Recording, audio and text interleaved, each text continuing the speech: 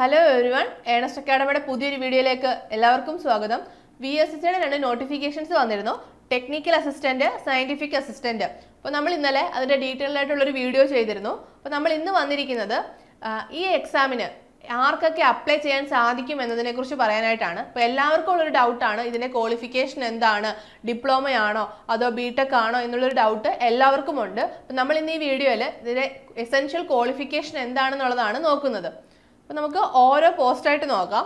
ഇലക്ട്രോണിക്സിൽ first class diploma in electronics engineering or electronics and communication engineering, electronics and telecommunication engineering, electronics and instrumentation engineering. അപ്പോൾ ഡിപ്ലോമയാണ് ഇതിൻ്റെ essential qualification എന്ന് പറയുന്നത്. അപ്പോൾ diploma കഴിഞ്ഞിട്ട് BTech എടുത്തവർക്ക് ഇത് അപ്ലൈ ചെയ്യാൻ സാധിക്കും, പക്ഷേ ഡയറക്റ്റ് ബിടെക് ഉള്ളവർക്ക് ഇത് അപ്ലൈ ചെയ്യാൻ സാധിക്കില്ല. കാരണം ഇതിന്റെ എസെൻഷ്യൽ ക്വാളിഫിക്കേഷൻ ആയിട്ട് പറയുന്നത് ഡിപ്ലോമയാണ്. അപ്പോൾ ഡിപ്ലോമ കഴിഞ്ഞവർക്കാണ് ഇതിന് അപ്ലൈ ചെയ്യാൻ സാധിക്കുന്നത്. നെക്സ്റ്റ് മെക്കാനിക്കൽ വരുമ്പോൾ first class diploma in mechanical or production engineering ആണ് വരുന്നത്. നെക്സ്റ്റ് കമ്പ്യൂട്ടർ സയൻസ് വരുമ്പോൾ first class diploma in computer science or computer engineering or computer technology or information technology ആണ് വരുന്നത്.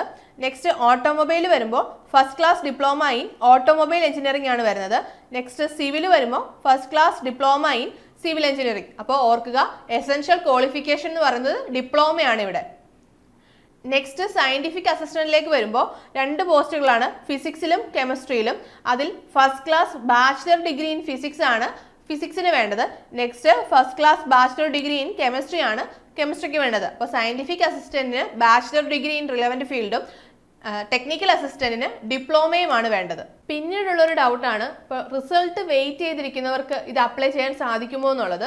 പക്ഷെ അതും ലാസ്റ്റ് ഡേറ്റ് എന്ന് പറയുന്നത് 18/6/2025 അപ്പോൾ ആ 18/6/2025 മുൻപ് നിങ്ങളുടെ റിസൾട്ട് വരികയാണെന്നുണ്ടെങ്കിൽ നിങ്ങൾക്ക് ഇത് അപ്ലൈ ചെയ്യാൻ സാധിക്കും. അതായത് നമ്മൾ 18/6/2025 മുമ്പ് ആ ക്വാളിഫൈഡ് ആയിരിക്കണം. നമ്മൾ റിസൾട്ട് വെയിറ്റ് ചെയ്തിരിക്കുന്നവർക്ക് അപ്ലൈ ചെയ്യാൻ സാധിക്കില്ല. നിങ്ങളുടെ റിസൾട്ട് 18/6/2025 മുമ്പ് വരികയാണെങ്കിൽ മാത്രമേ നിങ്ങൾക്ക് ഈ എക്സാമിന് അപ്ലൈ ചെയ്യാൻ സാധിക്കുകയുള്ളൂ.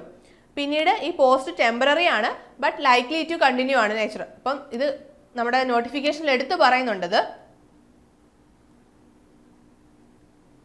നെക്സ്റ്റ് ഇതിൻ്റെ ഡേറ്റ്സ് ഓർത്തിരിക്കുക. ഇതിൻ്റെ ലാസ്റ്റ് ഡേറ്റ് എന്ന് പറയുന്നത് 18/6/2025 ആണ്. അതുതന്നെയാണ് നിങ്ങളുടെ ക്വാളിഫിക്കേഷൻ്റെ ഡേറ്റും ലാസ്റ്റ്. അതായത് നിങ്ങളുടെ റിസൾട്ട് ആ 18/6/2025 മുൻപ് തന്നെ നിങ്ങൾ ആ ക്വാളിഫൈഡ് ആയിരിക്കണമെന്നും അവർ പറയുന്നുണ്ട്.